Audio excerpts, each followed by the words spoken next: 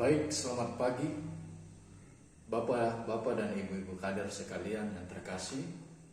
Di pagi hari yang indah ini, perkenalkan nama saya Dr. Sebastian Siboya.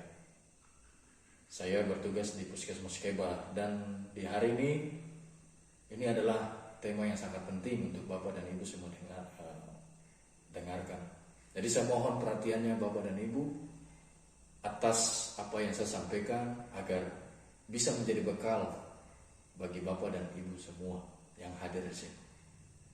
Baik, yang pertama yang akan saya bawakan yaitu adalah pola diet seimbang. Kenapa saya bawakan itu? Karena 90% penyakit di seluruh dunia menurut WHO itu berasal dari pola makan yang tidak sehat. Maka itu pentingnya saya menekankan bahwa pola diet seimbang ini sangat penting bagi kita semua, terkhusus bagi usia di atas 40 tahun. Maka itu saya mohon Bapak dan Ibu semua mencermati apa yang saya sampaikan kepada Bapak dan Ibu di pagi hari. Baik, jikalau kita tidak menjaga pola makan diet seimbang dengan baik,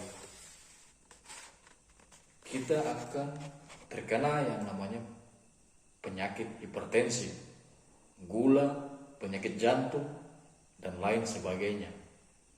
Maka itu saya akan menyampaikan ini sesuai dengan leaflet yang saya bawakan, bahwa jikalau kita tidak mengonsumsi makanan yang baik seperti yang tertera di leaflet ini, Bapak dan Ibu akan bisa tidak mungkin akan terkena hipertensi.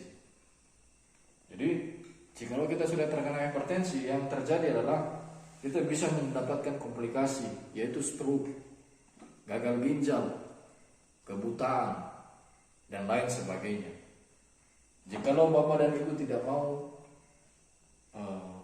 terkena ini hipertensi, maka itu saya anjurkan ada 3 faktor penting yang harus dicermati oleh Bapak dan Ibu, yaitu yang pertama adalah faktor individu.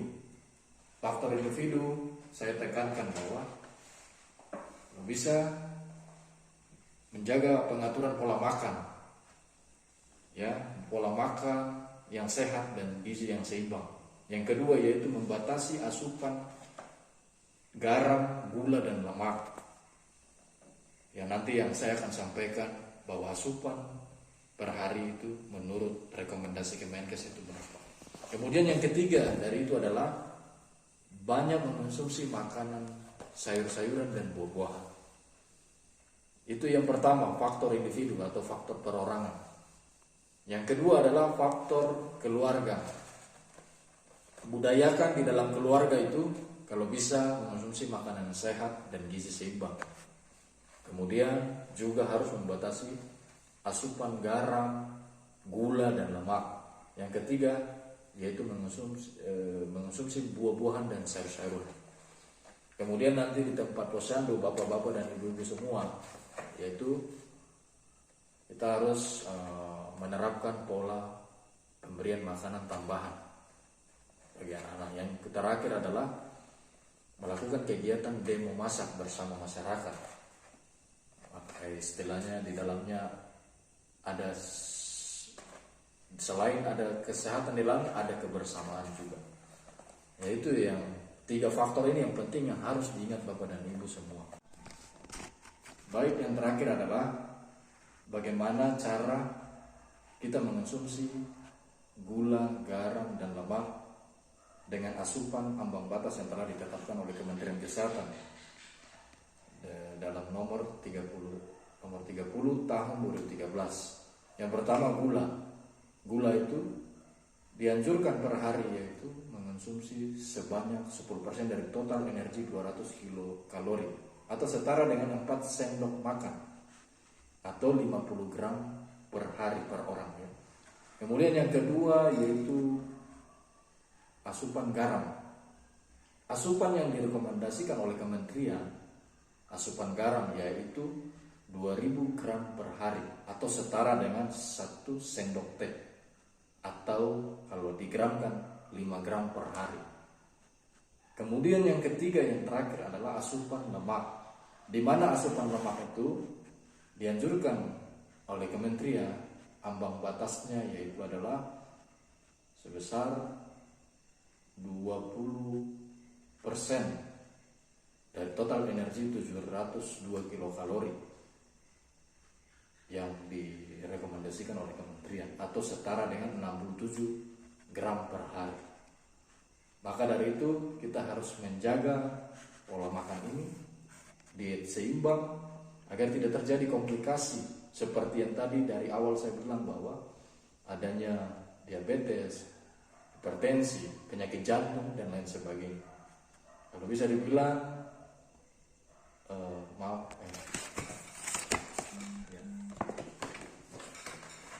kalau seandainya tidak dijaga baik-baik pola diet seimbang kita, akan terjadi yang namanya hipertensi seperti yang saya tunjukkan di dalam leaflet ini. Bapak dan Ibu sekalian, saya mohon perhatikan bahwa hipertensi ini akan menaikkan tekanan darah seseorang, sehingga terjadi ketidakstabilan dalam tubuh, sehingga bisa menyebabkan komplikasi. Yang pertama stroke, kemudian jantung koroner, diabetes, gagal ginjal, sampai kepada kebutaan. Jadi jikalau kita menjaga diet sehat seimbang, pola makan yang baik, Bapak dan Ibu semua mungkin akan terhindar dari gejala yang namanya hipertensi. Mungkin itu saja yang saya bisa sampaikan di pagi hari ini. Sebelum saya menutup, saya tanya, saya mau sampaikan kepada Bapak dan Ibu para kader sekalian, apakah ada yang mau bertanya, atau ada mungkin yang dirasa yang kurang mengerti, atau ada yang bertanya, silakan. Baik, apakah Bapak dan Ibu para kader terkasih, apakah ada yang mau bertanya? Baik, jika kalau tidak ada, saya berpesan kepada Bapak dan Ibu, besar harapan saya pada Bapak dan Ibu, apa yang telah saya sampaikan bisa menjadi bekal di kemudian hari dan terapkan kepada masyarakat, agar kedepannya masyarakat bisa menjaga pola makan hidup yang sehat, terutama gizi sehat seimbang, sehingga dari pola makan yang sehat tersebut masyarakat bisa tercegah penyakitnya, penyakit hipertensi, gula, penyakit jantung, dan lain sebagainya. Mohon maaf jika ada kesalahan kata-kata yang saya sampaikan kepada Bapak dan Ibu semua. Selamat pagi dan terima kasih. Tuhan memberkati.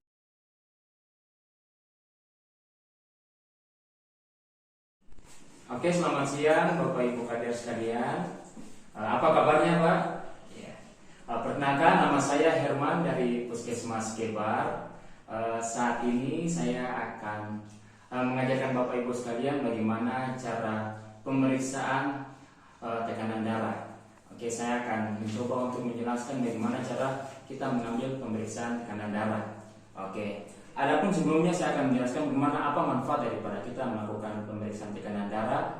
Tekanan darah ini dilakukan agar kita bisa mendeteksi akan risiko daripada tekanan darah kita, apakah tekanan darah kita tinggi atau tidak. Kalau tinggi berarti kita berisiko terkena hipertensi, dan Bapak dan Ibu bisa mengetahuinya dari awal. Oke, bagaimana caranya? Oke, saat ini saya akan memperagakan bagaimana caranya kita melakukan pemeriksaan tekanan darah. Alat-alat yang akan kita gunakan, yang pertama tentunya kita harus menggunakan tensimeter. Saat ini tensimeter yang kami punya yang akan kita gunakan adalah tensimeter digital. Kita tidak menggunakan dulu yang manual, kita gunakan yang digital. Dan kedua, alat yang akan kita gunakan, kita siapkan kertas dengan pena agar kita dapat menulis atau mencatat hasil pengukuran tersebut.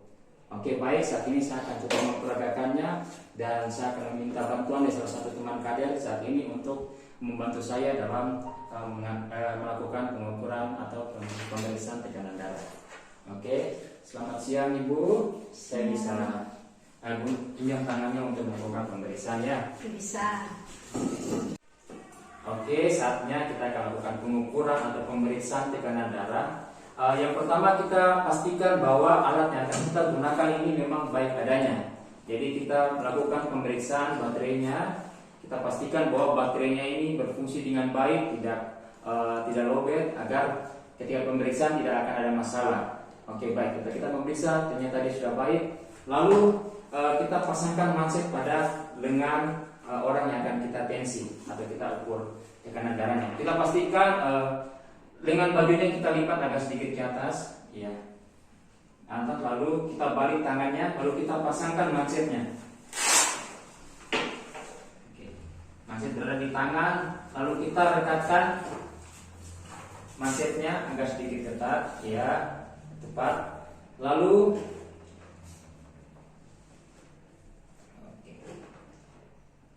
kita pastikan pasien ini duduk sejajar, ya, duduknya sejajar, dan mansetnya ini sejajar dengan arah jantung. Oke, ketika pasiennya sudah siap, mansetnya sudah siap, lalu kita tekan tombol start pada tensimeter. Ya, ketika kita telah menekan tombol start pada tensimeter, maka manset akan mengembang. Nah, ketika manset mengembang, kita akan menunggu selama 1 menit. Alat tensimeter ini akan melakukan pemeriksaan tekanan darah atau pengukuran. Dan usahakan kita tidak berkomunikasi dengan pasien selama pengukuran diambil, agar tidak mengganggu hasil yang kita tekanan darah yang akan kita ukur. Baik, setelah 1 menit hasil yang keluar 120/80, tekanan darah dalam batasan normal. Kita edukasi pasiennya dan sampaikan demikian. Jadi beginilah contoh cara bagaimana kita melakukan pengukuran tekanan darah. Baik Bapak Ibu sekalian, mungkin dari Bapak Ibu kades sekalian ada yang ingin mau bertanya, kami berikan waktu. Baik, terima kasih. Kalau sudah bertanya Bapak Ibu sekalian, jika ada yang ingin berminat untuk mencoba, maka saat ini boleh diberikan waktu, boleh ke depan, boleh mempraktikkan bagaimana cara melakukan pengambilan atau pemeriksaan tekanan darah. Oke, Bapak Ibu sekalian, terima kasih. Selamat siang.